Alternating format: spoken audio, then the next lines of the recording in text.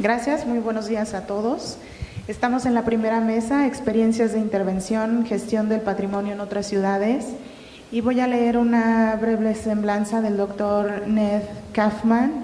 Él es doctor en arquitectura por la Universidad de Yale, tiene una práctica independiente con un particular enfoque en la preservación del patrimonio histórico. Se ha especializado en proyectos involucrados en diseño, políticas de desarrollo, comunidad, equidad social y el sentido del lugar, tanto con agencias del gobierno, vecinales, corporaciones, instituciones y fundaciones.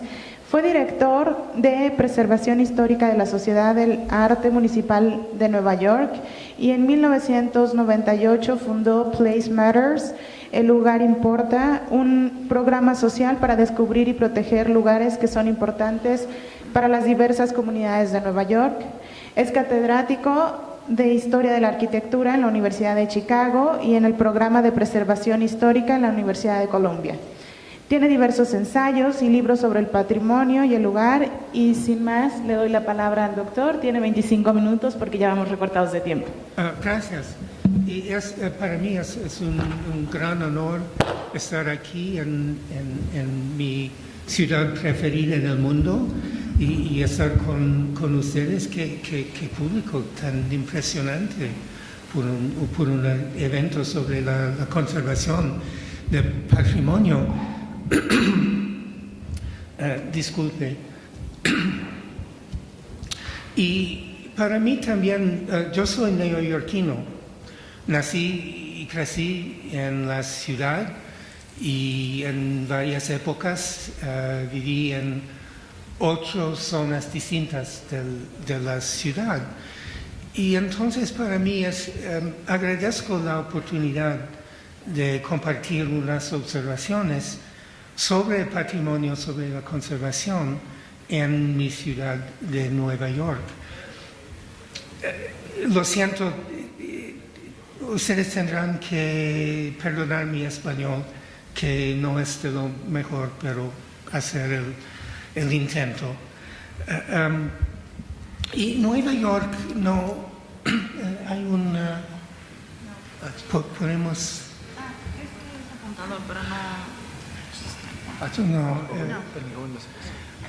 Podemos atrasar sí. Nueva York no tiene el pasado profundo como la Ciudad de México. Sin embargo, la ciudad ha jugado un papel importante en el mundo, sobre todo como capital del capitalismo y como escenario del espectáculo de la especulación inmobiliaria. Es imposible exagerar la importancia de los bienes raíces en la cultura, la política, la economía de la ciudad. Entonces, ¿cómo puede ser que esa misma ciudad no solo crea, sino cría y conserva un sistema de conservación cuyo solo propósito es restringir la explotación de los bienes raíces? Esta es la paradoja que existe al centro del sistema neoyorquino. Y hay otra. Mientras logra lo imposible, lo casi imposible, el sistema pasa por alto otras tareas igualmente importantes, dejando frustrada casi permanentemente la búsqueda de formas de conservación más amplias y más inclusivas. El sistema neoyorquino intenta lograr una meta y una meta sola, o sea, proteger ciertos edificios contra la demolición o la modificación desfavorable. Se basa ese sistema en la Ley Municipal de Conservación de 1965. Y para entender el impacto de esta ley, es necesario tomar en cuenta que en Estados Unidos el gobierno federal no tiene autoridad sobre los usos del suelo. los que se consideran como asunto local. Entonces, cualquier ciudad que quiera proteger sus edificios tiene que adoptar su propia ley de conservación. Y la de Nueva York se convirtió en un modelo para muchas otras ciudades estadounidenses. Básicamente la ley hace dos cosas. Primero, crea la categoría legal de bien protegido, que puede ser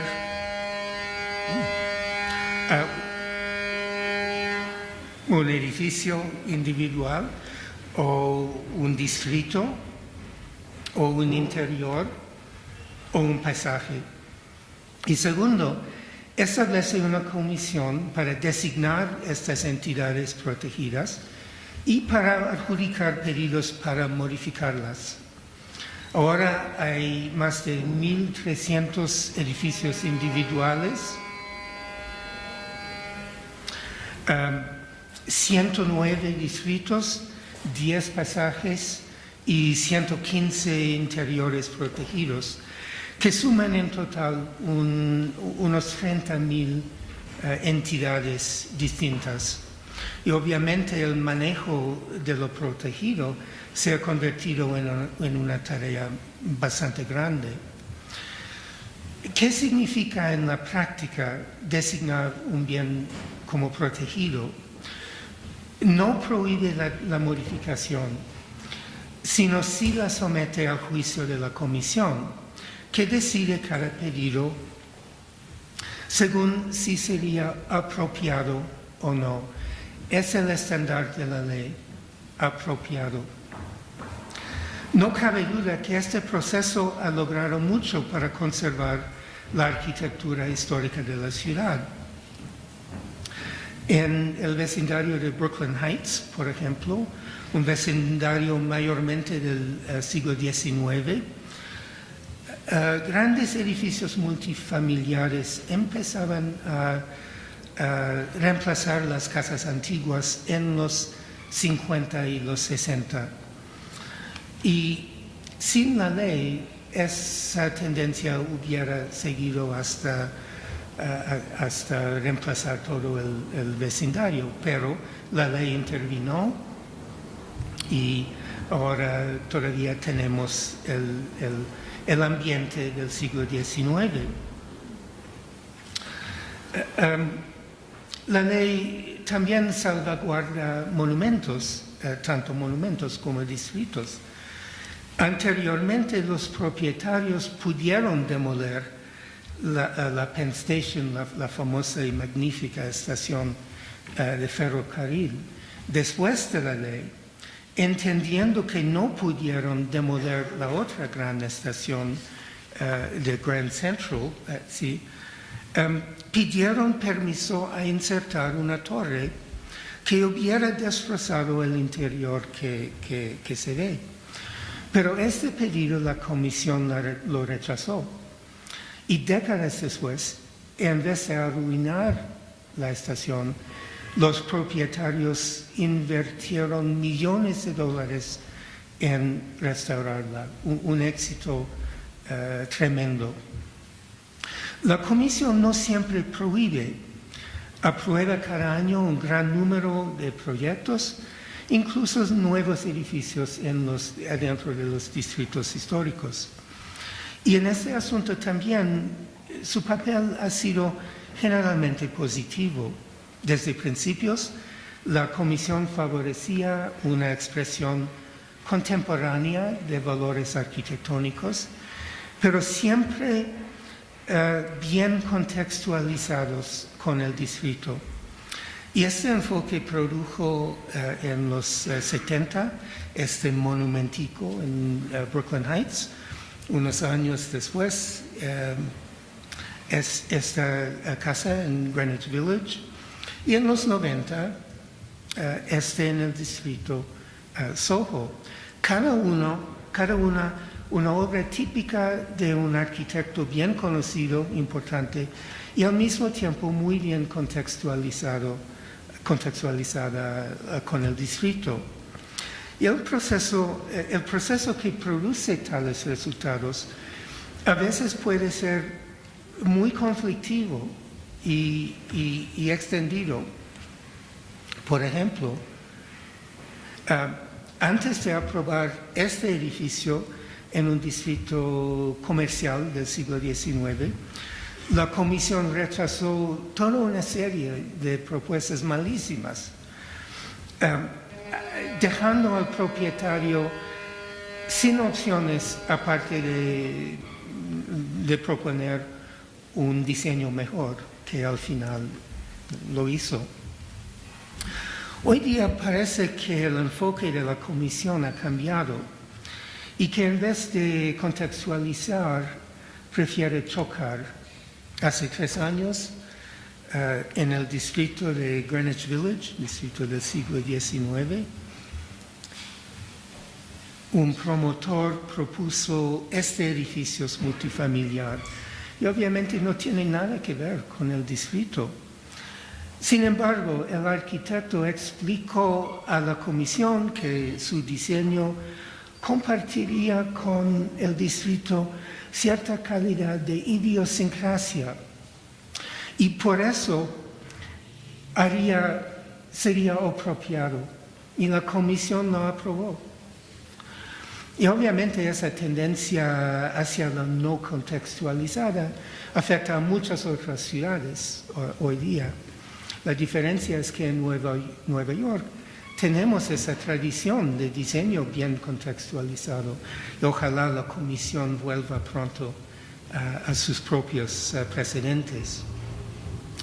En todo esto se ve que el éxito del sistema viene de su capacidad de guiar, dirigir y sobre todo restringir la búsqueda de ganancias por parte de los inversores. Y como resultado, esos inversores han montado una serie de ataques fuertes contra la Comisión y contra la ley misma. Volvemos entonces a la paradoja central: ¿cómo sobrevive la conservación bajo un ataque tan resuelto y tan paciente? Y la respuesta tiene 3 partes: legal, económica y política. Empezamos con lo legal. El ataque más grave fue el que lanzaron los propietarios de Grand Central después del rechazo de su torre.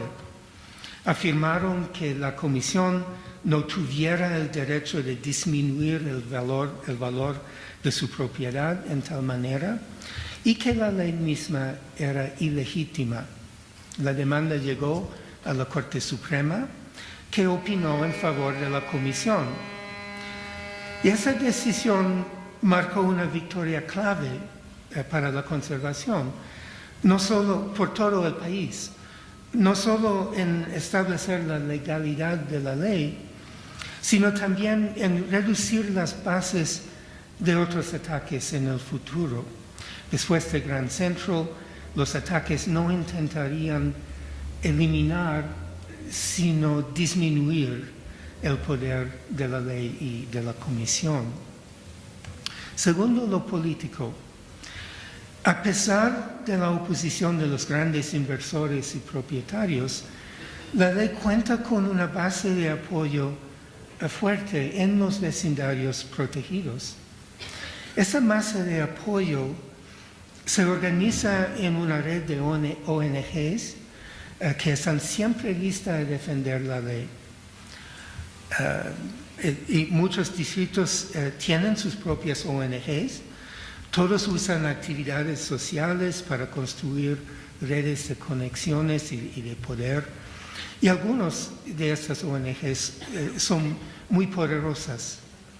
Y en la cima de esta estructura política se encuentra el Historic Districts Council, Consejo de Distritos Históricos, que afirma representar más de 500 organizaciones locales, y siempre con fiestas y eventos. Ese sector no gubernamental es es absolutamente fundamental.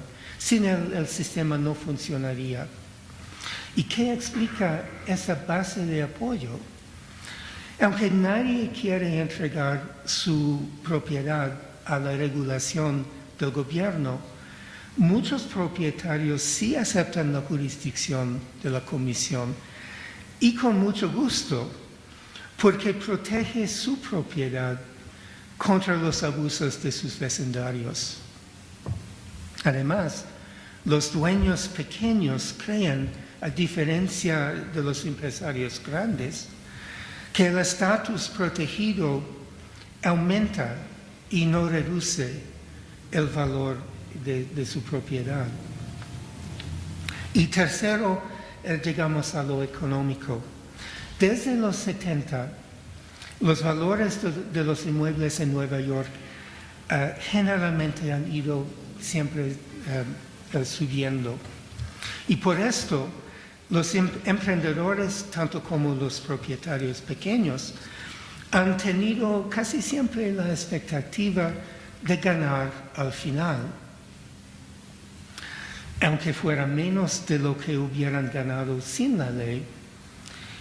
Siempre saben que sí, al final van a ganar. Y esa confianza, yo creo, primero, ha moderado los ataques contra la ley y segundo, ha apoyado la defensa de la ley como justa, como legítima, políticamente legítima. Y aquí tenemos tres soluciones a la paradoja legal, política y económica. Me parece que es la tercera que más importa. Si es así, la solución de la paradoja se revela como una ironía. O sea, resulta que la misma búsqueda de ganancia que amenaza a los edificios históricos también los protege, o al menos protege el sistema que los protege. Y aquí entra una segunda ironía, porque muchas otras ciudades adoptaron el sistema neoyorquino, pero al contraste con Nueva York, esas ciudades estaban en pleno colapso económico y demográfico. Entre 1950 y 2010, las ciudades de Filadelfia, Detroit, Chicago, Cleveland, Buffalo, Pittsburgh, Nueva Orleans, Baltimore y muchas otras perdieron entre el cuarto y hasta 2/3 de su población, más una gran porción de su actividad económica, lo cual provocó, entre otras catástrofes, un gran sobrante de inmuebles. Y en ciertas zonas hay miles y miles de edificios vacíos y hasta abandonados. Y no se pueden ni vender ni alquilar porque le falta quien los ocupe, aunque fuera gratis. El deterioro del ambiente urbano en Estados Unidos es realmente impactante. Y frente a esta pérdida catastrófica de valor de los inmuebles, el sistema neoyorquino se ha mostrado como inútil. Sabe impedir la demolición por excavadores y martillos, pero no sabe prevenir el abandono. Este es el primer defecto del sistema neoyorquino y surgió en los 70 y 80. El segundo defecto es que no reconoce el patrimonio inmaterial o intangible, ni como objeto ni como motivo de conservación. Según la ley, los valores que importan son los arquitectónicos y ya. Y esa falta de inclusividad surgió como problema en los 90, cuando una serie de sitios históricos de primera marca fueron amenazados. Entre ellos fueron dos en particular que importaban especialmente a la población afrodescendiente. Primero, el teatro donde asesinaron el famoso líder del movimiento de derechos civiles, Malcolm X. El edificio se ve aquí. Y segundo, un cementerio de africanos del siglo XVIII. Fueron estos dos sitios y ambos de valor inmaterial y no los monumentos arquitectónicos en que se concentraba la comisión, los que provocaron las movilizaciones más populares, más significativos, más impactantes de la época. Miles de personas protestaron para salvaguardar estos dos sitios. Y al final, esas dos campañas dificilísimas apenas lograron la conservación de una parte, solo una parte de cada sitio. Pero lo significativo es que ni la ley ni la comisión jugó un papel importante o positivo en su salvaguardia. Ambas se revelaron como irrelevantes, incapaces de reconocer el valor de sitios tan importantes, una vez reconocido, incapaces de protegerlos. Si el sistema neoyorquino limita su protección a un solo tipo de patrimonio, también limita sus actividades a un solo tipo de acción, o sea, proteger ese tipo de patrimonio. Y ese es el tercer defecto del sistema. Se reveló como problema simultáneamente con el segundo. Aunque la ley no la prohíbe, tampoco alenta a la comisión que se encargue con la educación popular, mucho menos con una mirada más amplia de gestión del patrimonio y todavía menos con cualquier concepto de fomento cultural. Actividades culturales acerca del patrimonio sí ocurren. Aquí está uno que yo organice, pero no pueden contar con el apoyo de la ciudad. Y es una lástima. A mucha gente sí le importa la arquitectura histórica, sin embargo, opina que el patrimonio significa más, que significa tradiciones y memorias y valores que enlace a la gente al vecindario y a la ciudad. Pero la ley rechaza todo este dominio de lo intangible como motivo de actuar. Lo válido es lo arquitectónico y ya. Entonces, en vez de un motor de la conciencia ciudadana, la comisión se ha reducido al nivel de una parte del mecanismo que regula los bienes raíces y nada más. Y el costo en términos del apoyo público y más allá del desarrollo humano de la ciudadanía es difícil calcular, pero debe ser bastante grande. Se ve que el sistema neoyorquino provee un mecanismo excelente para proteger las formas inmateriales de los edificios históricos, al menos en un buen clima económico. Sin embargo, el éxito mismo del sistema impidió el desarrollo de conceptos más amplios del patrimonio y de su salvaguardia. Nos faltan todavía las herramientas con que enfrentar el colapso económico de las ciudades, manejar los valores intangibles y fomentar una conciencia profunda del patrimonio en la vida contemporánea. Esos problemas surgieron hace décadas, pero hoy día un nuevo defecto se revela. El sistema neoyorquino se basa en listas y en mapas. Dos tendencias hoy día ponen en duda la eficacia no solamente de las listas mismas, sino de cualquier sistema que intente separar lo valioso de lo no valioso en tal manera. La primera tendencia es la globalización del capital, de la capital. En vez de rendir obsolescente los distritos históricos, la globalización los ha convertido en el blanco para los inversores globales.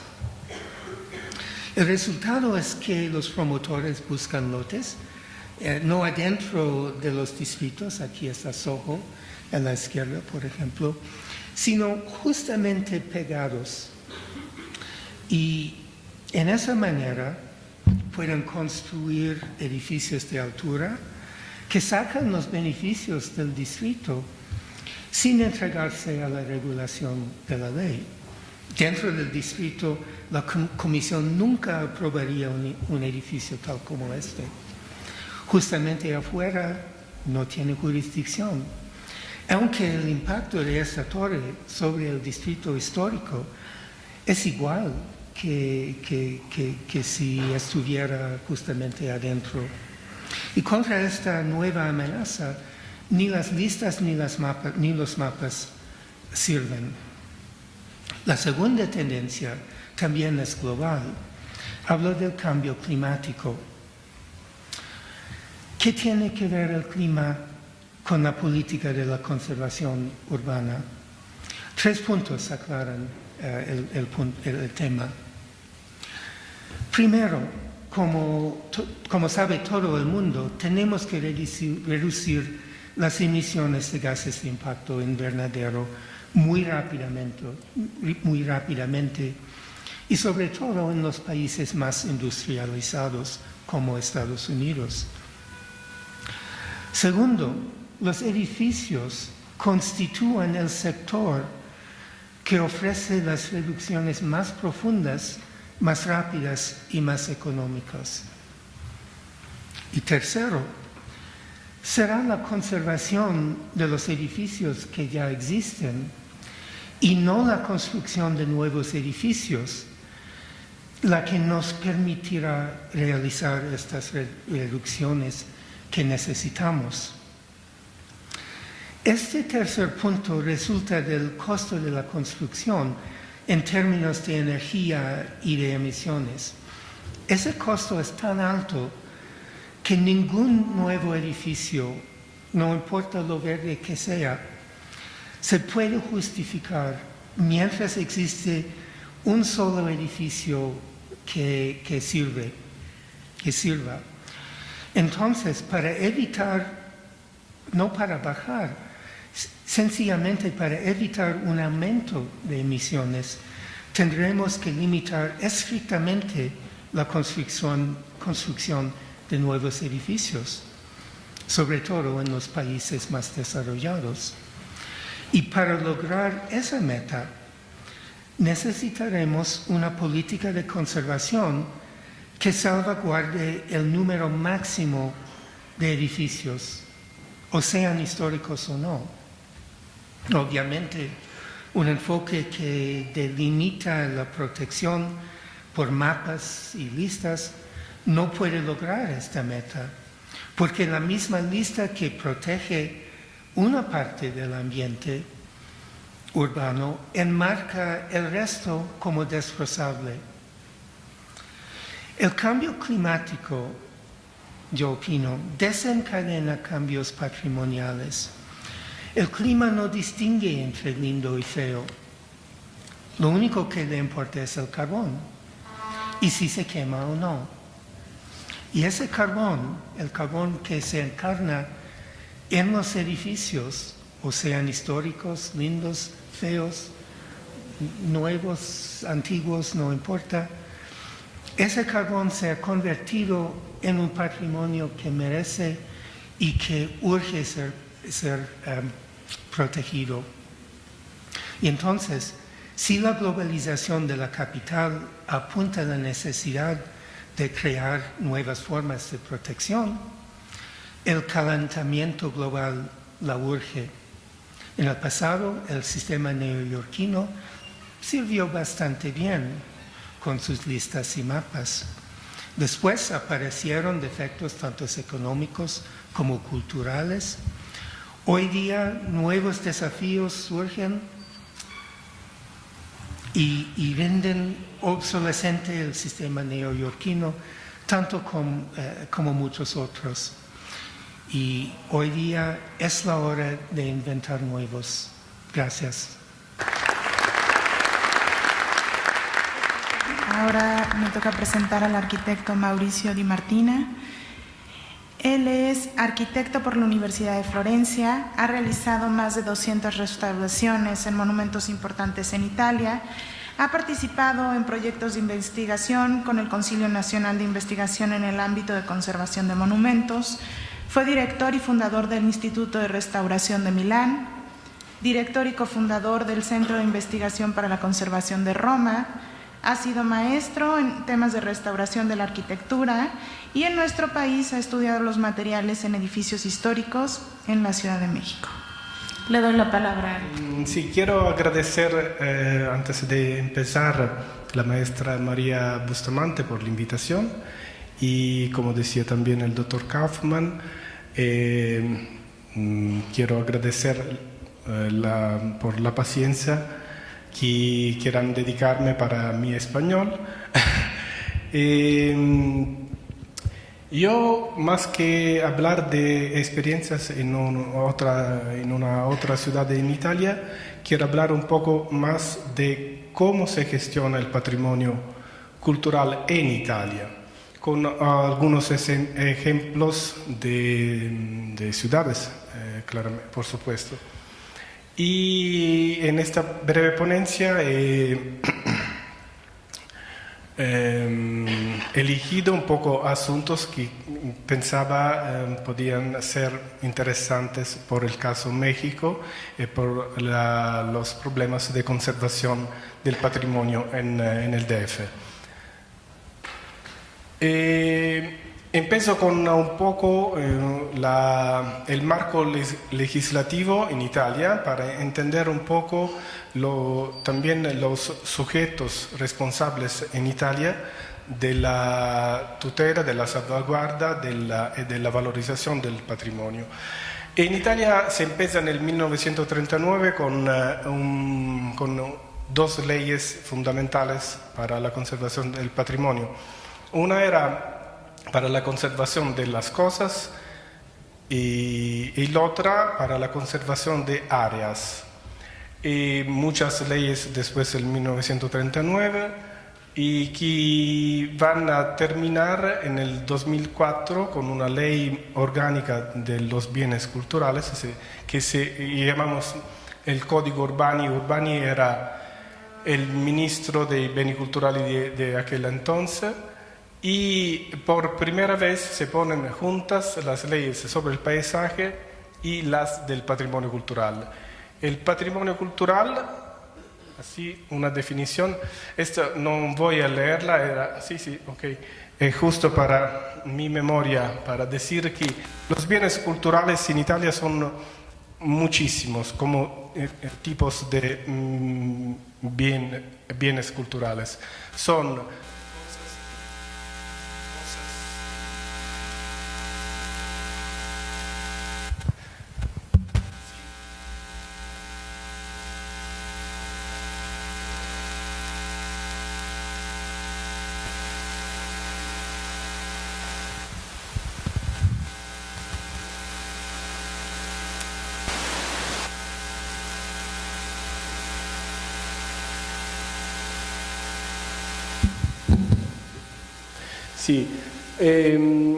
son las cosas de interés arqueológico, artístico, cultural, por supuesto. Son acervos de documentos, de libros, no importa a quién pertenecen, bienes que son símbolos de la historia política, de la literatura, militar, del arte, de la cultura. Así como, este es importante, esta parte aquí, que son no solo cosas, sino también áreas de interés patrimonial, como una plaza, una calle, manzanas, también algunas veces una ciudad entera. La que sigue. Y los bienes del paisaje son, claro, lo de la belleza natural, los puntos panorámicos, y una cosa muy interesante que existía ya del 1985, pero el Código Urbano la incluye, todo lo que es el territorio largo las costas por una profundidad de 300 metros y por los ríos a 150 metros a la derecha y a la izquierda, todo esto es patrimonio nacional automático, como decir, con una declaratoria que no es necesaria notificarla a los dueños porque es ley del Estado. La que sigue. Este código de beni culturali está dividido en 5 partes. La primera y la última son disposiciones generales y temporales, no importa. Es la parte segunda, bienes culturales, con la parte que se refiere a la tutela, salvaguardia, y lo que se refiere al disfrutar y a valorizar también los bienes culturales.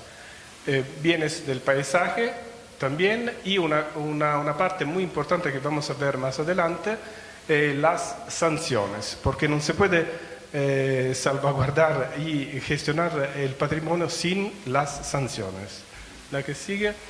Y entonces este código urbano funciona así, que cuando hay un interés cultural con un expediente, claro, se va a declarar de interés cultural y se va a notificar a los dueños y se va automáticamente a inscribir en el Registro Nacional de los Bienes Inmuebles.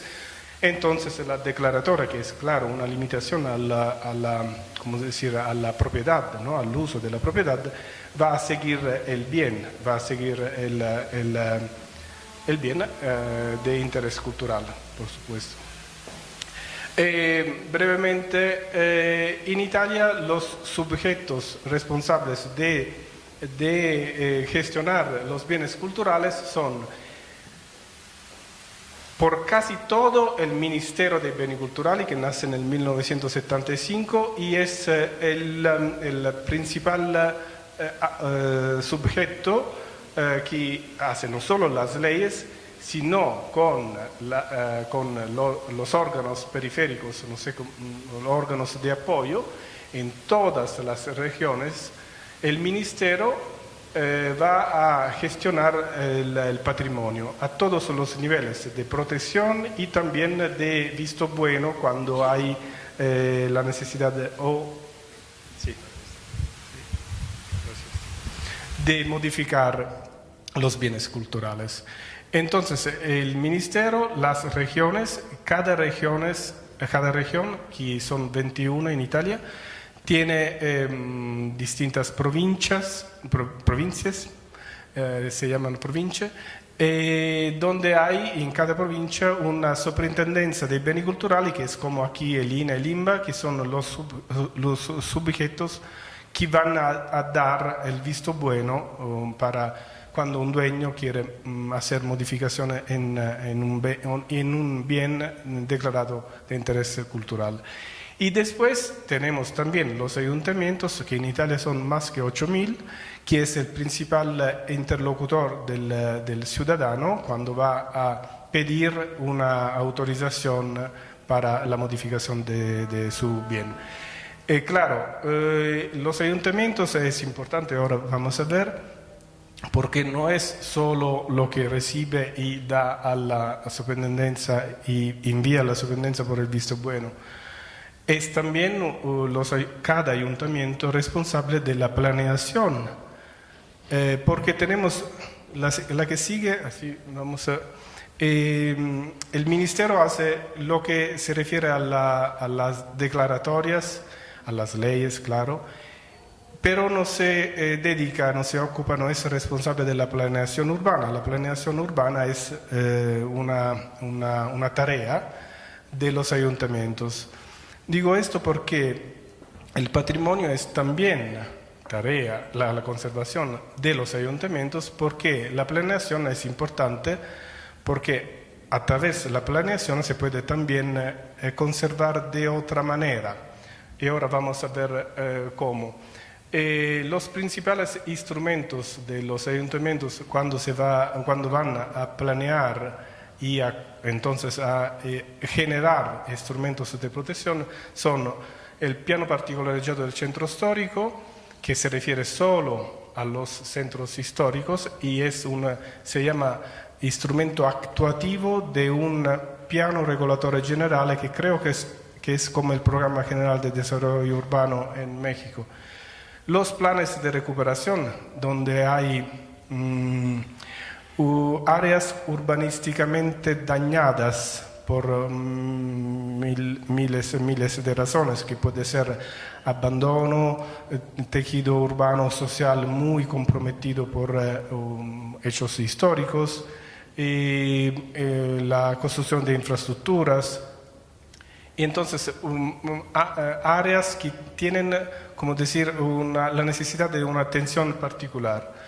Las zonas A del piano regulatorio general, que son exactamente como el piano particolarizado del centro histórico, pero no está físicamente en el centro histórico, pero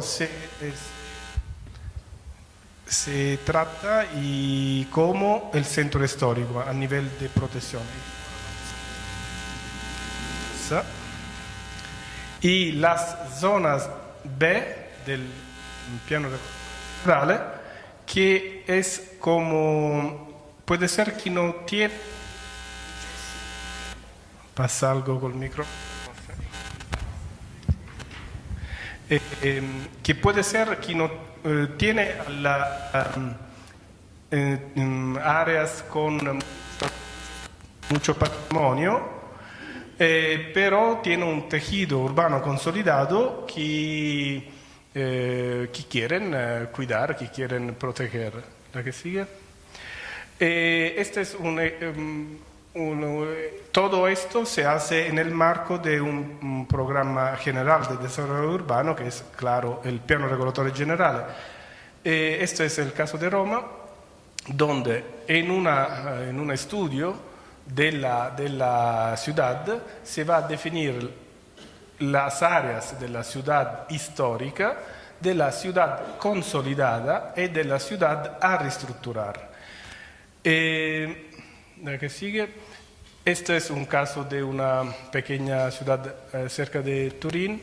El piano regulatorio generale, PRG, a estudiar manzana por manzana y también edificio por edificio la historia. La historia da delle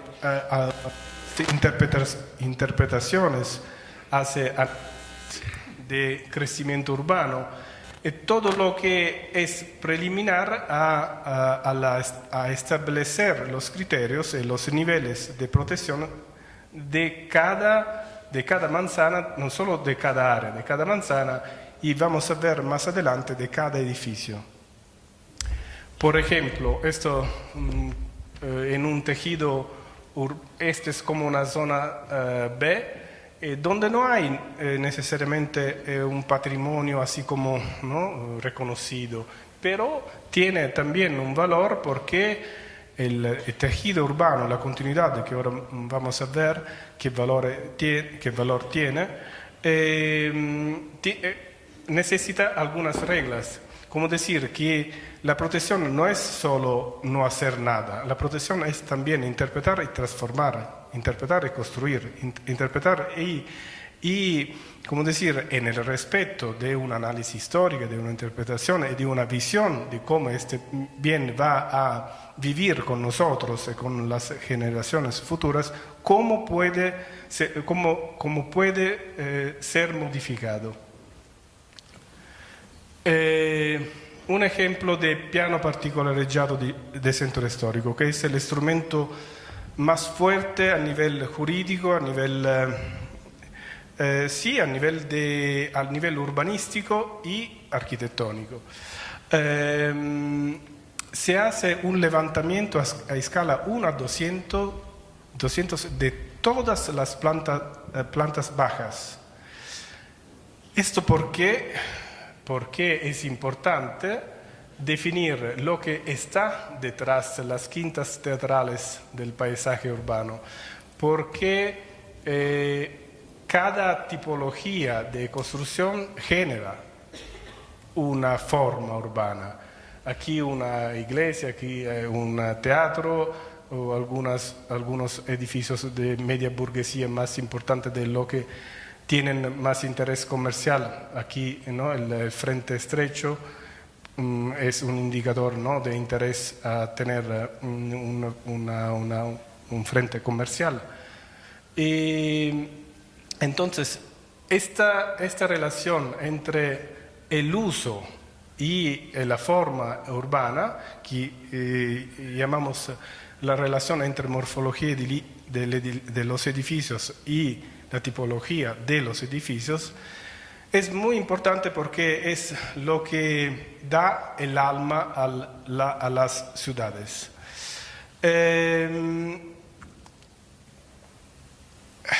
Parece hago un ejemplo límite, parece una buena práctica la de conservar una fachada y demoler todo lo que está atrás y hacer toda otra cosa.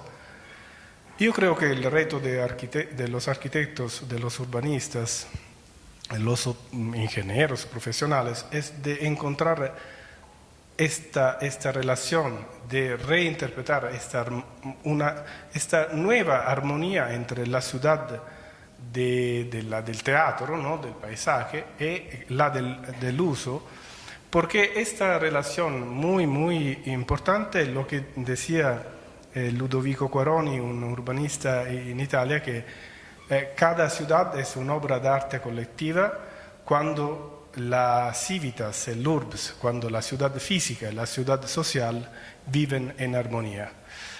Y la que sigue.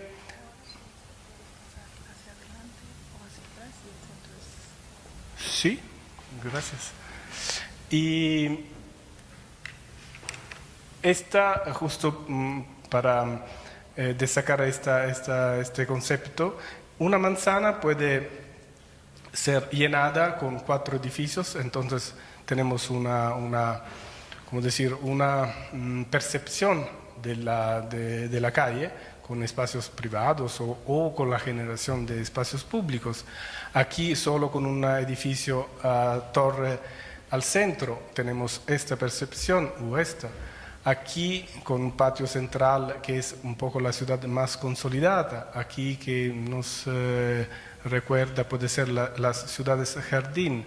Lo que digo es que es importante el tejido que vincula el patrimonio más reconocido, es importante interpretarlo y salvarlo, como decía antes el doctor Kaufman, que es importante no solo el edificio, no solo la emergencia, la excepción, sino también tenemos que, como trend, de llegar que todo es patrimonio, con distintos niveles de protección, con distintos niveles de análisis y de interpretación, pero todo es patrimonio, porque el riesgo, veo si, no, es esto, el riesgo es esto es claramente una provocación.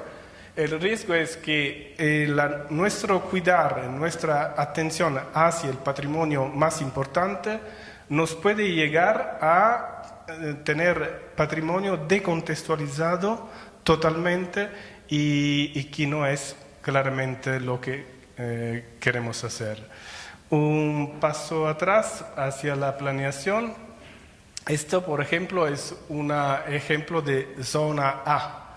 Entonces, estamos afuera de un centro histórico, pero por razones de paisaje, de historia de esta área, el ayuntamiento decidió hacer un plano que es de zona A. Como pueden ver, el nivel de atención de estudio es muy, muy parecido a lo del piano particolareggiato del centro histórico, pero el levantamiento no hay un levantamiento a escala 1-200, es más rápido hacer este tipo de plan, pero las previsiones son muy, muy parecidas a las del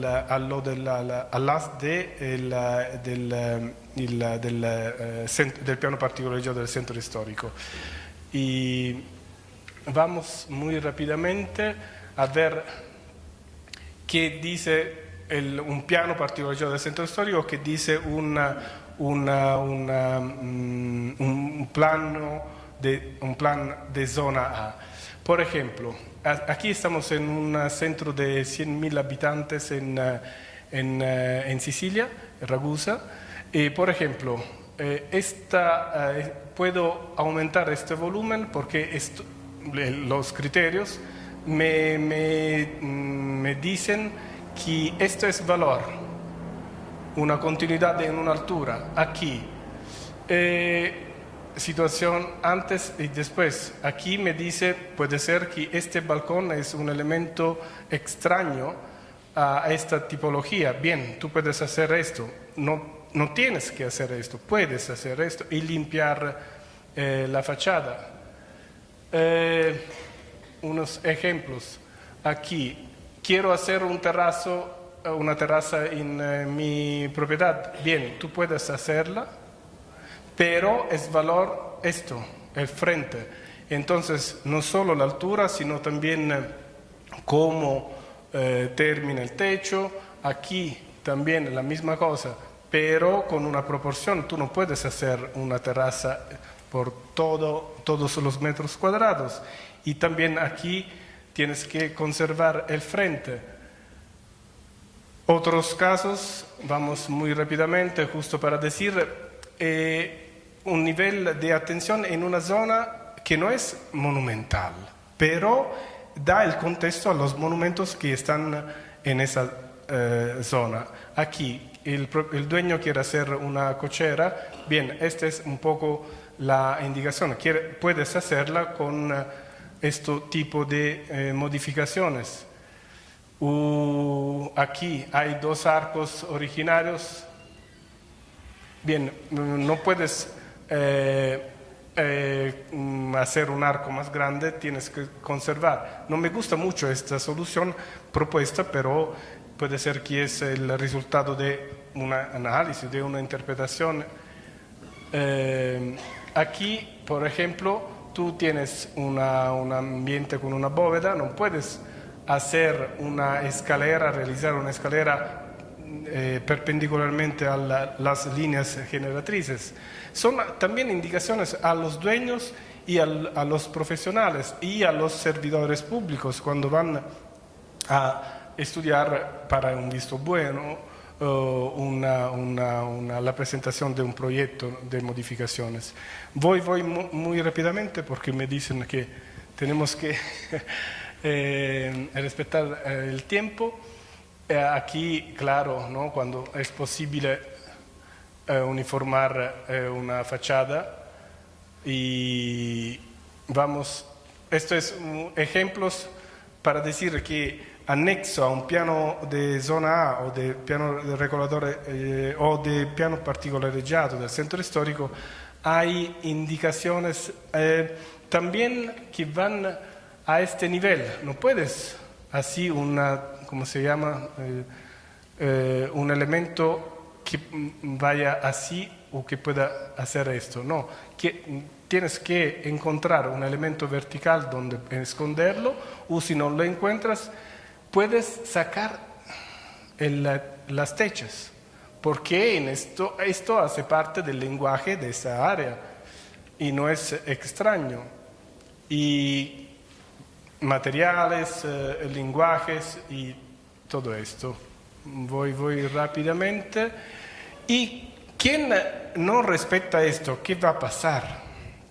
Es claro, tenemos que sancionar. En Italia el Código Urbano prevé 2 tipos de sanciones, administrativas y penales. Cuando se puede un orden de restablecimiento, rellevar el obra como era antes de las obras abusivas, el orden de demolición, que siempre más frecuentemente se hace, se realiza, y siempre sanciones económicas. Cuando hay un daño al patrimonio monumental, hay también la parte penal, que es de 3 meses a 4 años. Ejemplo, aquí se llama Escala de los Turcos, una formación geológica muy interesante en Sicilia, blanca, sobre el mar. Alguien va a construir esto, van a bloquear los trabajos, después de un largo procedimiento administrativo se va a demoler para restituir a la belleza. También casas, antes no se hacía porque la tolerancia social, política y jurídica era muy, muy baja, ahora no. No, al contrario, al revés, era muy alta, ahora es muy, muy baja. Se van a demolir también casas donde está la gente, ¿no? Y con aparte la parte penal, administrativa, se va a sancionar con los gastos de la demolición que va a cargo de los dueños. Todo esto es posible ahora en Italia porque hace muchísimos años, como 30, 40, se hacen eventos, se hacen muchísimas iniciativas en los centros históricos, se hacen muchos eventos como lo de hoy aquí en la Casa de la Bola, que van a subir siempre más el nivel de conciencia, de sensibilización de la gente. Muy rápidamente les enseño una encuesta del septiembre de 2011 en Italia, donde se dice una encuesta a la población, donde esto para decir el nivel de vinculación, el nivel de cariño también entre la gente en Italia y el patrimonio. ¿Te sientes más aficionado, más cariño hacia qué cosa? El 69% al arte, el 23% la naturaleza. ¿Y cuánto va a influir tu bienestar en tu vida cotidiana? El 63% dice mucho, el 28% bastante. Y vamos muy rápidamente, me interesaba esto. ¿Quién para ti el responsable principal de la tutela, de la salvaguardia del patrimonio? El Estado, las instituciones y casi el 50% cada quien. La gente se siente responsable de la conservación del patrimonio. ¿Por qué? Porque yo creo no todos pueden estudiar, participar a conferencias, a iniciativas.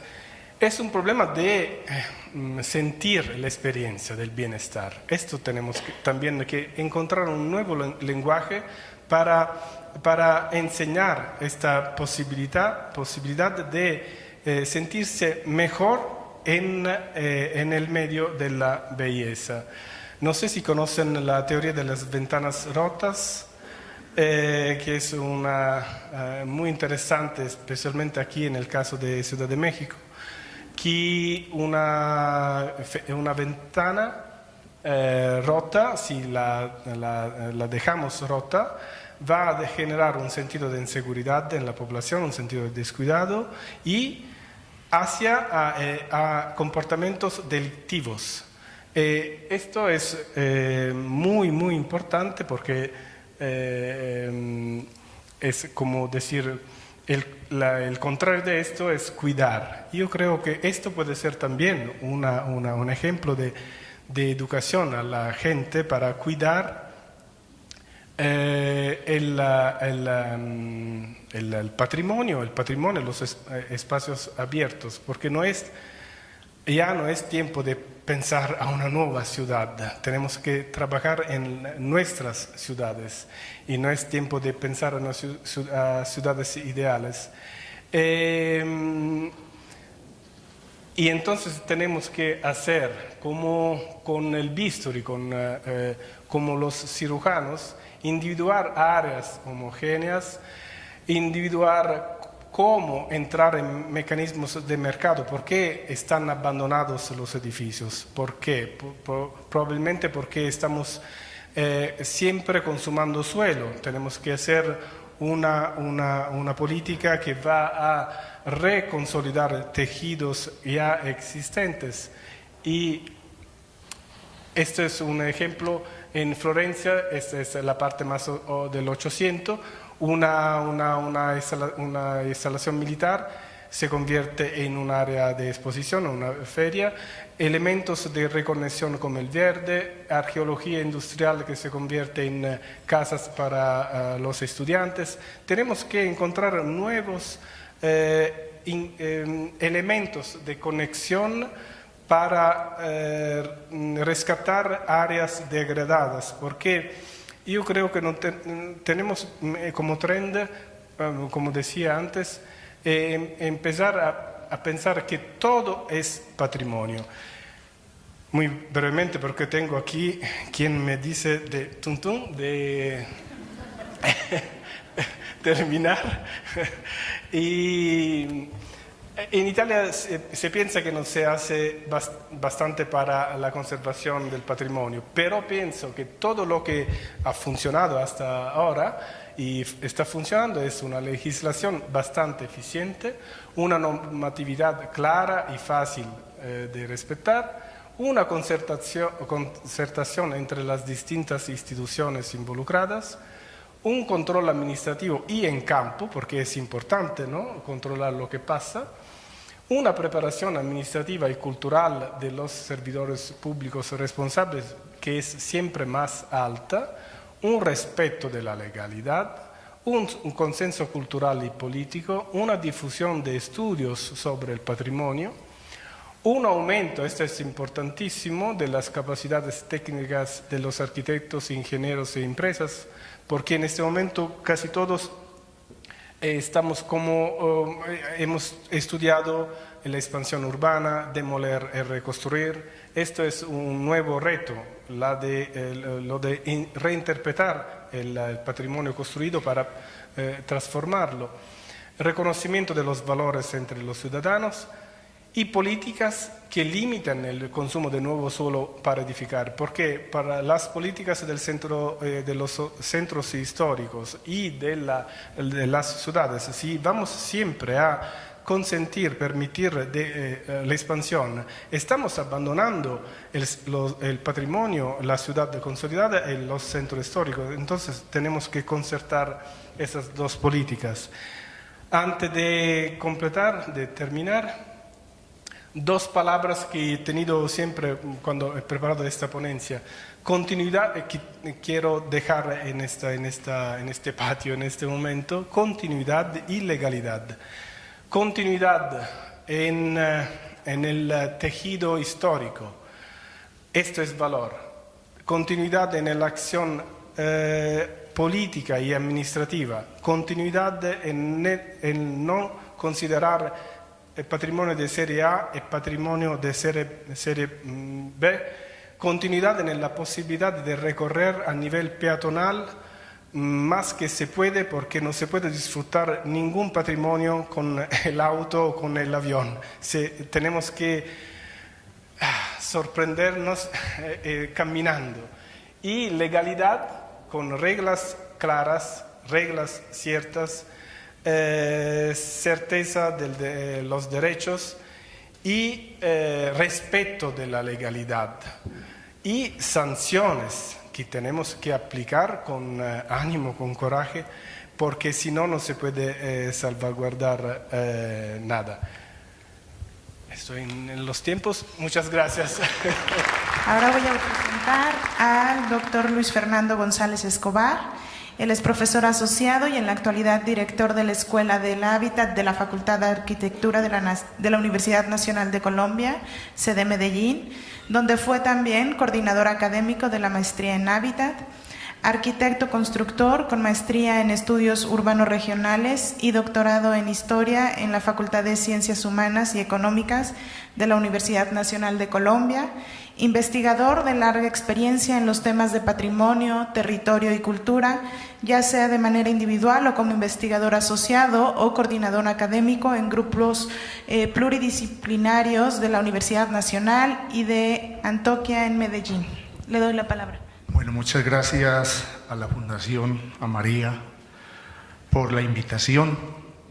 Creo que estoy en calzas prietas frente a las dos exposiciones anteriores y en una ciudad como Ciudad de México, desde una experiencia que no habla de las políticas generales de Italia ni de Nueva York, y con un ejemplo muy pequeño, muy concreto, de una ciudad que es apenas la octava parte de Ciudad de México, la tercera parte de Guadalajara, y que sobre todo estamos hablando de ciudades con una fuerte presencia del patrimonio en una ciudad con muy poca presencia del patrimonio, pero el azar juega en estos casos de una manera ineludible, porque la presentación del doctor Kappmann y el doctor Maurizio nos plantea dos elementos fundamentales sobre los cuales las políticas culturales y del patrimonio en Colombia y en Medellín son importantes, y sobre todo de las políticas territoriales, y nos plantean el tema fundamental: la relación entre políticas territoriales y urbanísticas y políticas patrimoniales. Italia, que es el ejemplo paradigmático, como lo vimos ahora, de la rigurosidad, de la meticulosidad, de la metodología que todos aspiramos, o que muchas academias aspiran también en el acto restaurativo, y Nueva York como el paradigma del modelo de ciudad de las rentas del suelo urbano, del laissez-faire, del supuesto dejar hacer, dejar pasar. Pues esos son dos elementos que juegan en el imaginario de las élites académicas y de las élites políticas, que es lo que vamos a ver en el caso de Medellín. Esta cita de Ignacio González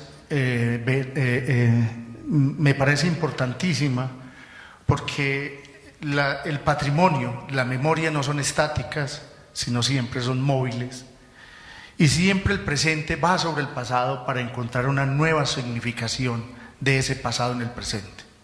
No es el pasado el que se impone sobre el presente, sino la visión desde el presente hacia el pasado el que se impone. Y por eso el patrimonio, como señala Ignacio González, es una selección subjetiva y simbólica de esos elementos culturales del pasado, que pueden ser revitalizados, adaptados o reinventados desde y para nuestro presente. Y ahí es donde juega el papel fundamental el patrimonio y las políticas culturales y territoriales. Y en ese sentido veremos este desarrollo del tema. Y lo pongo a partir de un ejemplo que es una obra en un tranvía, y es un patrimonio hallado por azar en una obra de infraestructura urbana fundamental para la movilidad urbana de una ciudad. Por azar se halló este primer acueducto. Y es importante esto porque Medellín se ha convertido en un modelo de ciudad, de planeación para las jóvenes ciudades de América Latina. Yo creo que, y de otras partes del mundo, Medellín en los últimos años, como ocurrió con el modelo Barcelona, se ha convertido en una fuente de inspiración e incluso de transposición de su modelo de intervención urbanística bajo el supuesto de su eficiencia, de su novedad, y que la llevó a que algún momento le dieran en el 2013 el título de la ciudad innovadora del mundo, por encima, curiosamente, de Nueva York y de Tel Aviv, y eso ha sido, digamos, un motivo de orgullo junto a otra serie de premios a nivel internacional sobre los procesos de renovación urbana, de revitalización urbana, y de pasar de ser la ciudad de mayor conflictividad en el mundo, en el año 1991 de 381 asesinatos por 100.000 habitantes, a tenerlos en estos momentos debajo de 26 o 24 por 100.000 habitantes.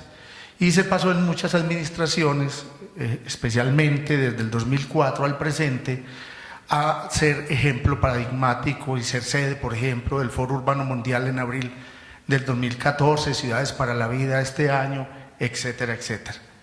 Y la pregunta es, en ese sentido, también es importante señalar, como lo dice Julián Herbert en el libro La Casa del Dolor Ajeno, un autor mexicano que habla de la matanza en Torreón de los chinos a principios del siglo XX y por extensión a la xenofobia en México, no sé si lo han leído, pero vale la pena leerlo, cuando habla de ese oxímoron que es la utopía pragmática de las ciudades nuevas.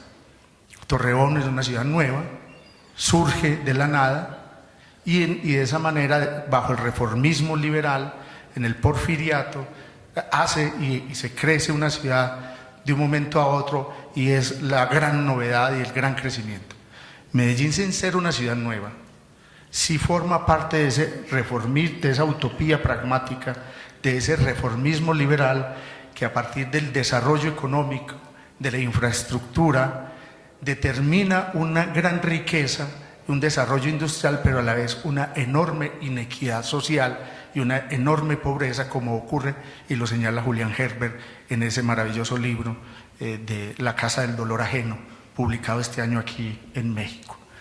Y lo planteo porque es un poco esas ciudades latinoamericanas que pretenden ser siempre nuevas. Medellín siempre es nueva.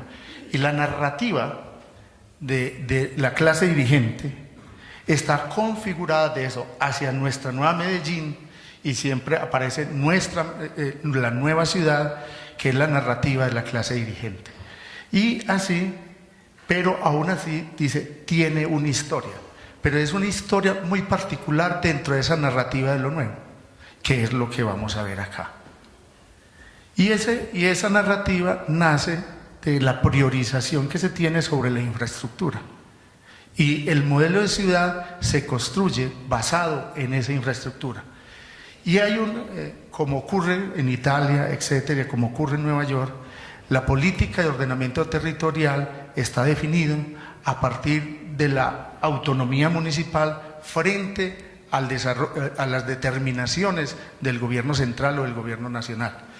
A partir de la ley de reforma urbana y la ley de ordenamiento territorial, hacia 1998, Medellín hace su primer modelo, el POT, lo llamamos en Colombia, Plan de Ordenamiento Territorial, y ese ordenamiento territorial dice que uno de los 9 elementos del modelo es el centro representativo como elemento central y articulador, y con un crecimiento hacia adentro. Esto es un valle lineal rodeado de montañas, hacia donde ha crecido la población de manera informal.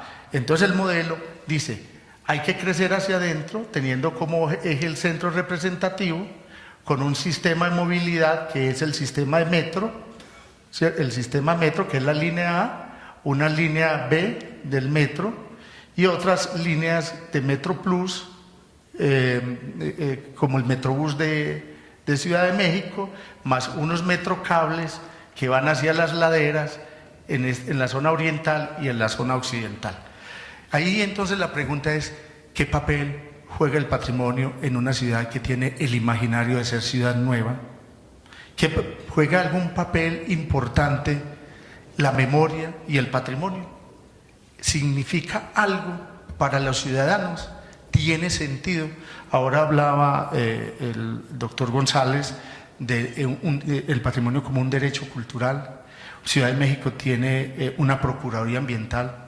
Nosotros nada de eso tenemos, pero ¿qué tanto significa en estas ciudades que se transforman aceleradamente, como el caso de Medellín, que en este momento, para seguir articulando el sistema integrado de transporte, está haciendo el tranvía, que lo inauguraron con bombos y platillos en estos días, con presencia presidencial, aunque no lo han terminado, pero es típico de los políticos inaugurar obras sin haberlos concluidos porque ya va a terminar su mandato el 31 de diciembre y ahora vemos que todavía está en proceso de construcción.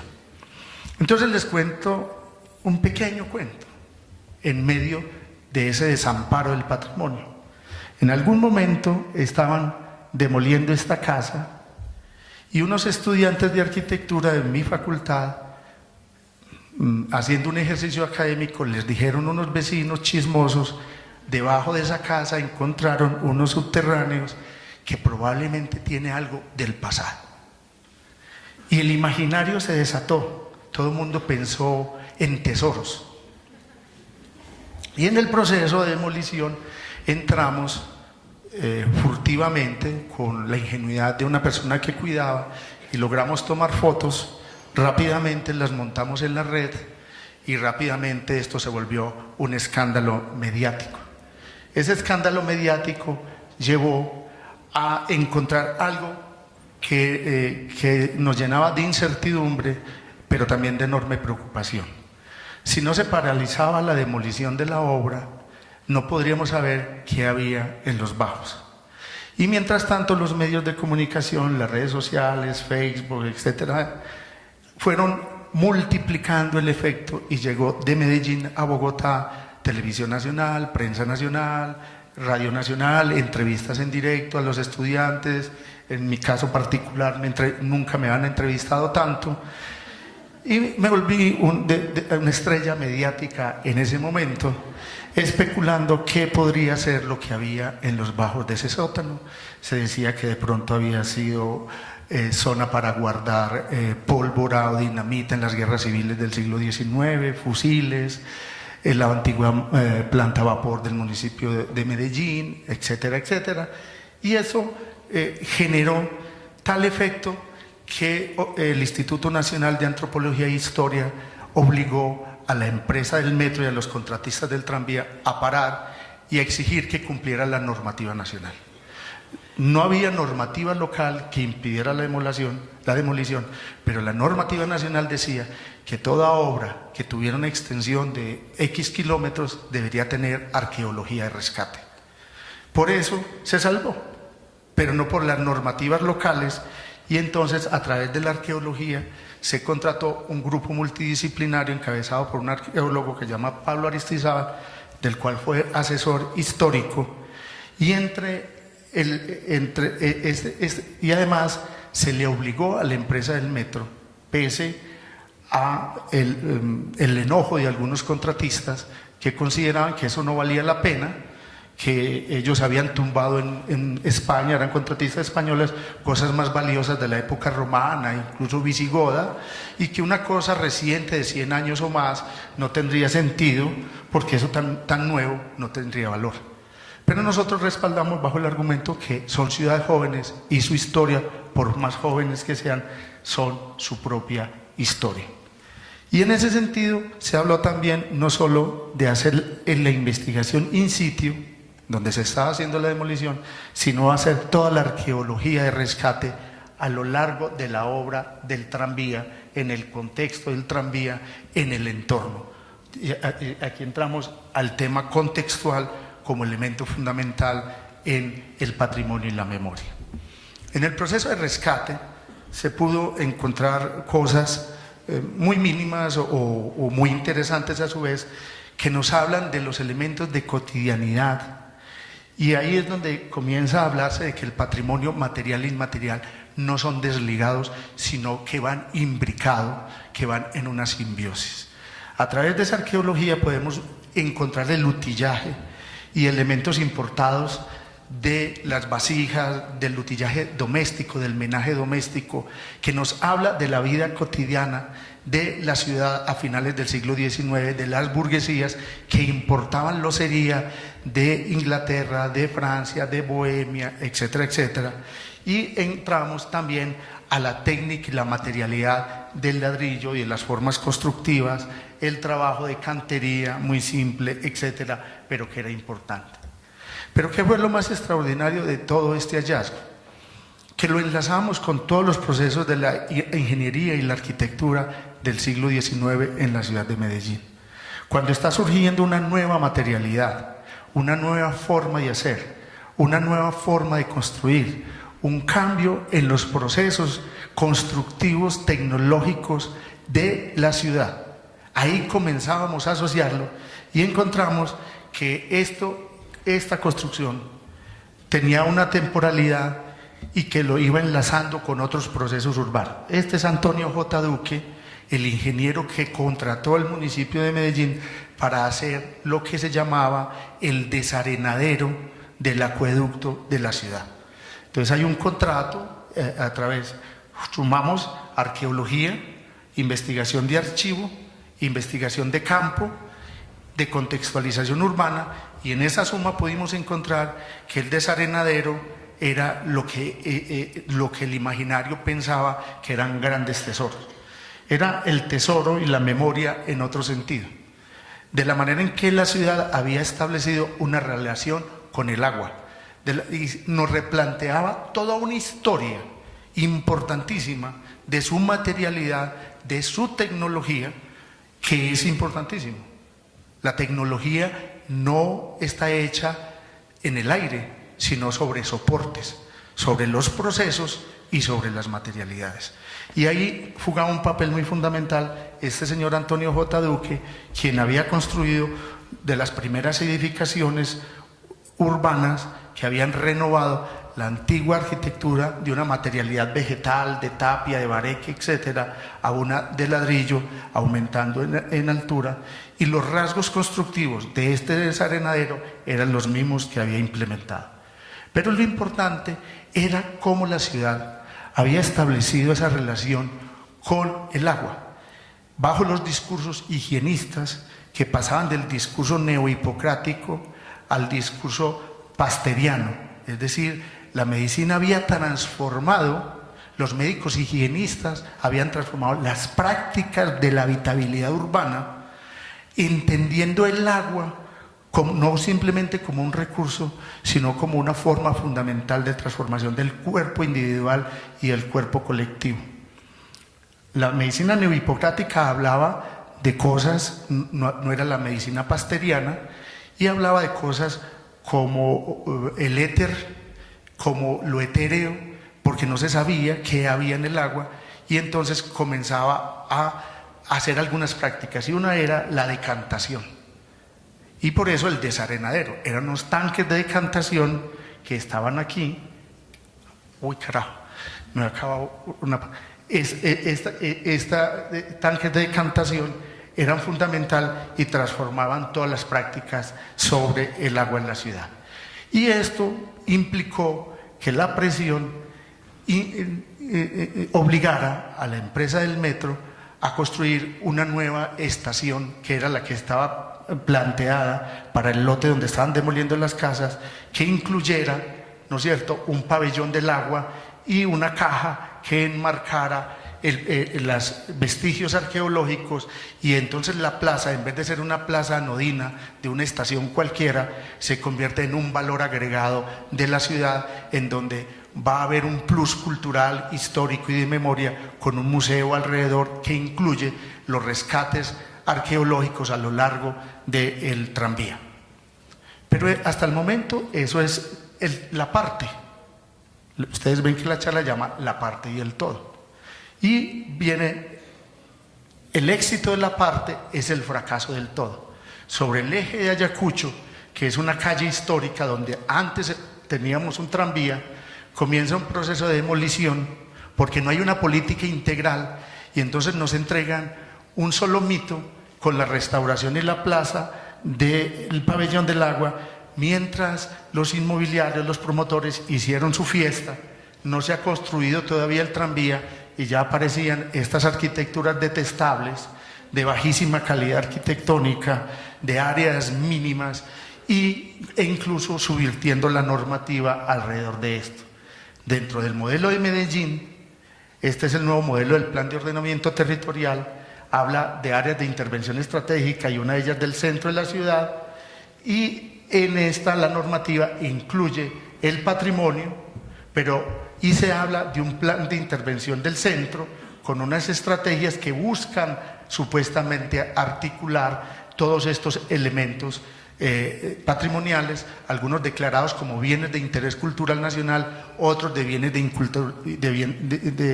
BIC municipales, pero no una articulación.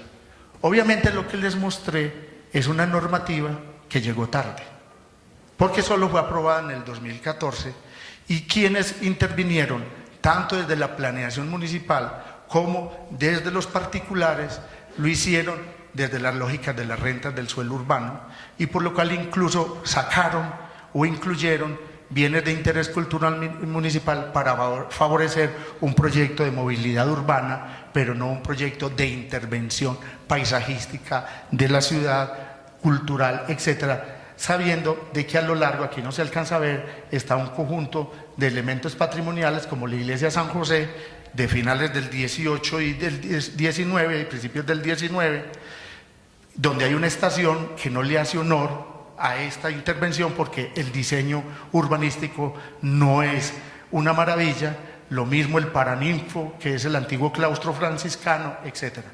Y se comienza a demoler toda la arquitectura contextual, arquitectura de un piso, de dos pisos, del siglo XIX, de principios del siglo XX, arquitecturas decimonónicas, eclécticas, historicistas de todo orden, y se amenazan las que se mantienen, como este caso del Café Cirano de 1925, que es producto del primer tranvía, pero que hoy sin ninguna política, porque solo se han mantenido las partes, es decir, los BIC nacionales, aislados, no contextualizados. Entonces aquí una panadería ya demolió al interior y puso azulejos feísimos y estos parasoles en el exterior sin respetar esta arquitectura de contexto. Y a última hora el tranvía hace un proyecto integral de intervención urbana que se ha quedado en pintar fachadas o en hacer murales bajo la supuesta memorización de la violencia en la ciudad. Es decir, llegó a posteriori lo que debió ser a priori. Entonces esas políticas ex post afectaron el todo. De ahí esa idea que les he planteado de la parte del todo. Utilicé a lo largo el símbolo del tangram chino, que son partes geométricas que forman un todo, para preguntarnos las múltiples posibilidades del todo, de la parte para formar el todo. En esa selección subjetiva del patrimonio, ¿qué tanto podemos armar ese nuevo presente de memoria y patrimonio para generar un proceso de memorización? El problema de las nuevas ciudades y el ineditismo, lo inédito, y un espíritu futurista de las administraciones locales. Por más espíritu futurista y por más inédito que sea una ciudad, está cargado de una historia que hay que hacerla valorar y hay que ponerla en valor futuro, porque ese es el ADN. No conozco un nuevo sujeto sin un ADN, sin esa doble espiral.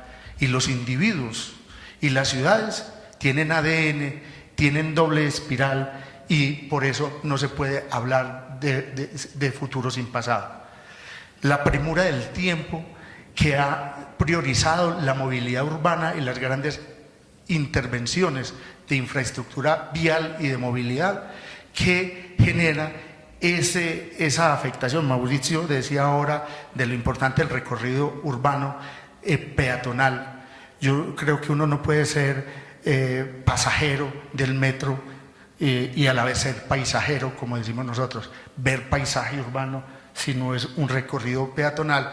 Y de esa manera que autores hablan de la velocidad ahora, como Paul Virilio, que es la pérdida del lugar en beneficio del tiempo, no se puede seguir de esa manera afectando el patrimonio. El problema es que la normativa la cumplen los demás, pero no las administraciones. El ejemplo nuestro fue que obligamos a la administración municipal, a las empresas, a que cumpliera la normatividad nacional y nos pegamos de esa normatividad para ese hecho. Ver en esa tensión, y por eso decía lo importante de la exposición del profesor Kaplan, porque mucha gente piensa en el exceso rentabilista de Manhattan que fue el ejemplo que aprendieron los inversionistas y los empresarios de Medellín a finales del siglo XIX. De hecho, hicieron muchos barrios con el modelo del manzaneo de Manhattan y aprendieron a valorar el metro cuadrado como uno de los mejores ejercicios de capitalización. Entonces ven el patrimonio como un estorbo. Y aquí hay que conciliar entre ese proceso de rentas del suelo urbano, no tengo tiempo de extenderme, para hablar de un impuesto patrimonial y unas rentas patrimoniales que deberían estar incluidas en las políticas urbanas. Porque el patrimonio forma parte fundamental de ese paisaje urbano que es el que determina que en tiempos de globalización sea el elemento de singularidad en el contexto de homogeneidad global, cultural, que se ha tratado de imponer. Y en ese sentido, uno no es suficiente. El acto restaurativo no es suficiente frente a la importancia fundamental de los contextos urbanos.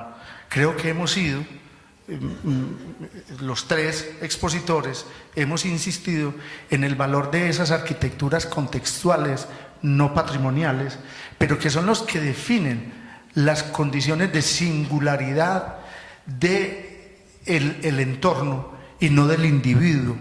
Es el individuo y la especie. Sin ellos no puede haber un patrimonio que signifique, que trascienda y que le dé valor a la vida cotidiana que hay ahí. Por eso nosotros siempre hablamos de una habitabilidad del patrimonio. Sin la habitabilidad del patrimonio, vamos hacia la museificación y hacia esas singularidades descontextualizadas. Muchas gracias.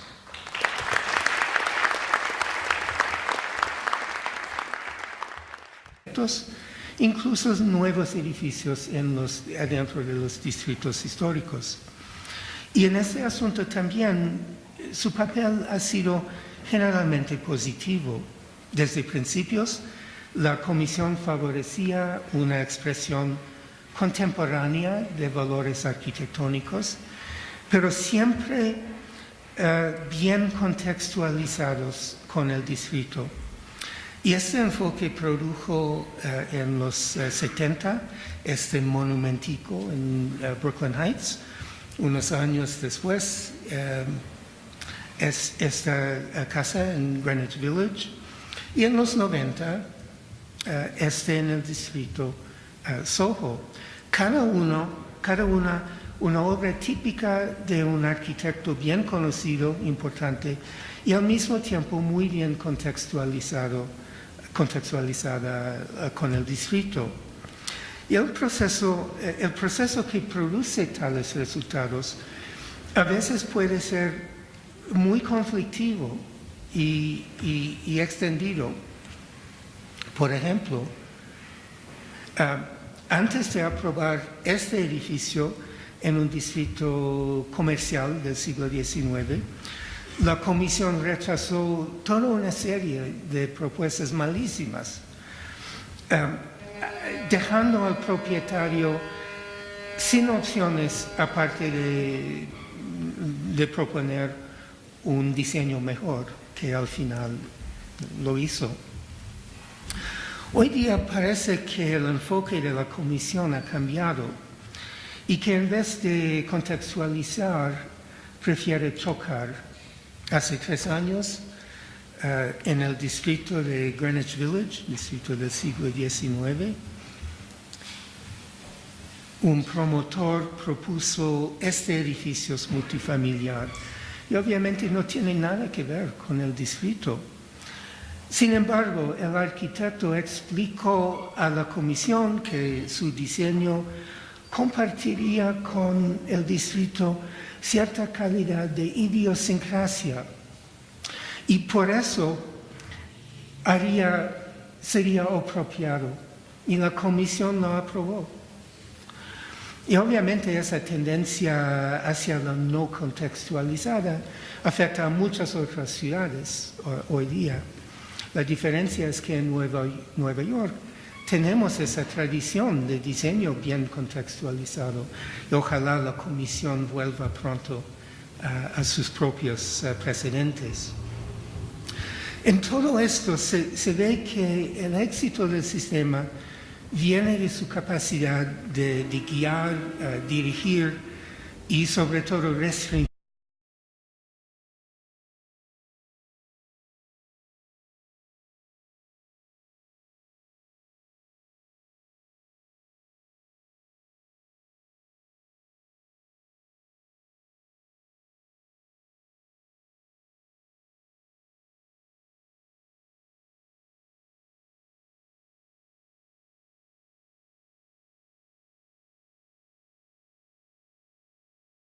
Gracias, muy buenos días a todos.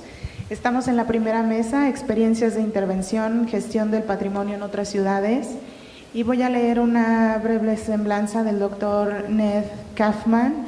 Él es doctor en arquitectura por la Universidad de Yale, tiene una práctica independiente con un particular enfoque en la preservación del patrimonio histórico.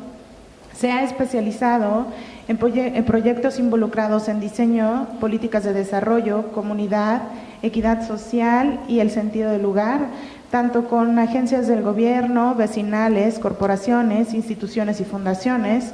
Fue director de Preservación Histórica de la Sociedad del Arte Municipal de Nueva York y en 1998 fundó Place Matters, El Lugar Importa, un programa social para descubrir y proteger lugares que son importantes para las diversas comunidades de Nueva York.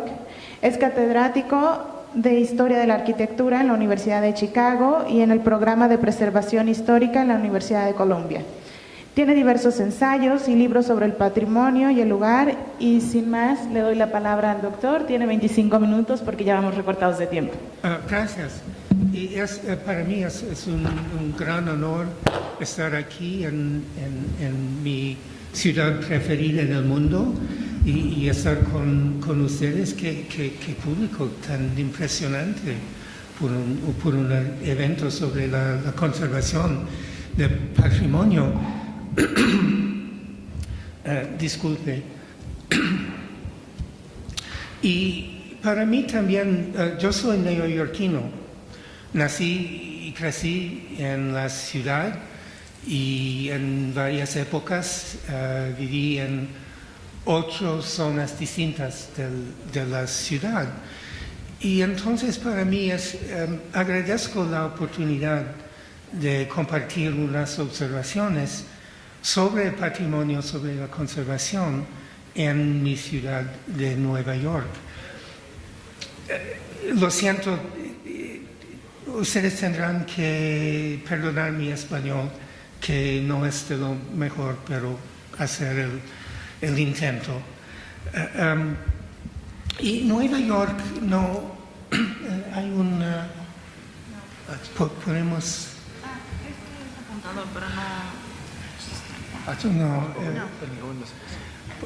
Podemos atrasar sí. Nueva York no tiene el pasado profundo como la Ciudad de México.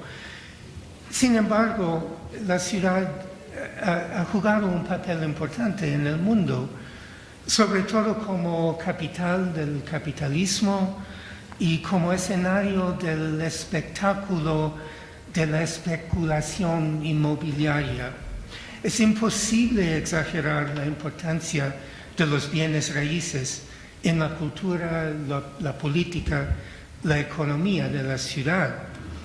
Entonces, ¿cómo puede ser que esa misma ciudad no solo crea, sino cría y conserva un sistema de conservación cuyo solo propósito es restringir la explotación de los bienes raíces? Esa es la paradoja que existe al centro del sistema neoyorquino. Y hay otra. Mientras logra lo imposible, lo casi imposible, el sistema pasa por alto otras tareas igualmente importantes, dejando frustrada casi permanentemente la búsqueda de formas de conservación más amplias y más inclusivas. El sistema neoyorquino intenta lograr una meta y una meta sola, o sea, proteger ciertos edificios contra la demolición o la modificación desfavorable. Se basa ese sistema en la Ley Municipal de Conservación de 1965. Y para entender el impacto de esta ley, es necesario tomar en cuenta que en Estados Unidos el gobierno federal no tiene autoridad sobre los usos del suelo, los que se consideran como asunto local. Entonces, cualquier ciudad que quiera proteger sus edificios tiene que adoptar su propia ley de conservación.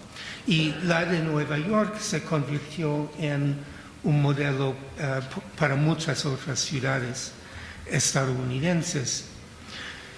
Básicamente la ley hace dos cosas. Primero, crea la categoría legal de bien protegido, que puede ser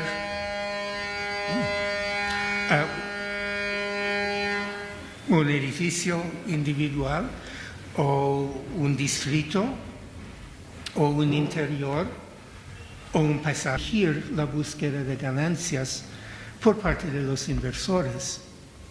Y como resultado, esos inversores han montado una serie de ataques fuertes contra la Comisión y contra la ley misma. Volvemos entonces a la paradoja central: ¿cómo sobrevive la conservación bajo un ataque tan resuelto y tan paciente? Y la respuesta tiene tres partes: legal, económica y política. Empezamos con lo legal. El ataque más grave fue el que lanzaron los propietarios de Grand Central después del rechazo de su torre.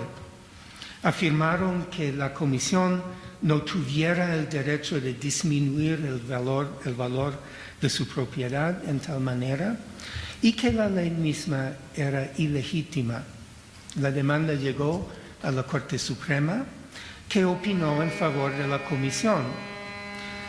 Y esa decisión marcó una victoria clave para la conservación, no solo por todo el país, no solo en establecer la legalidad de la ley, sino también en reducir las bases de otros ataques en el futuro.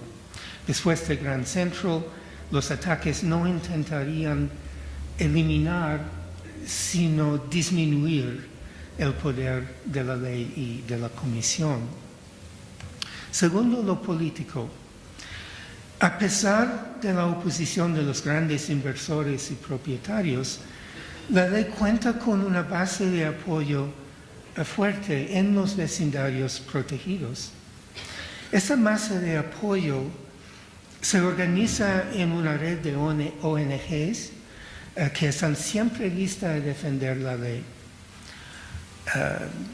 Y muchos distritos tienen sus propias ONGs.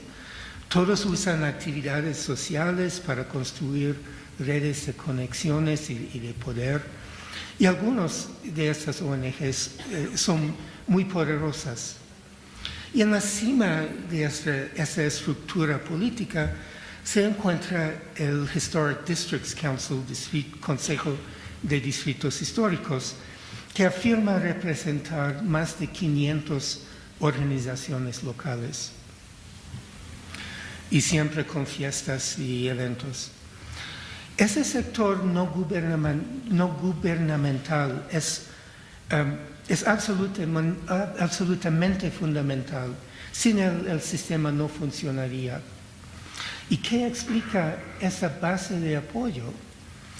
Aunque nadie quiere entregar su... Y segundo, establece una comisión para designar estas entidades protegidas y para adjudicar pedidos para modificarlas. Ahora hay más de 1.300 edificios individuales,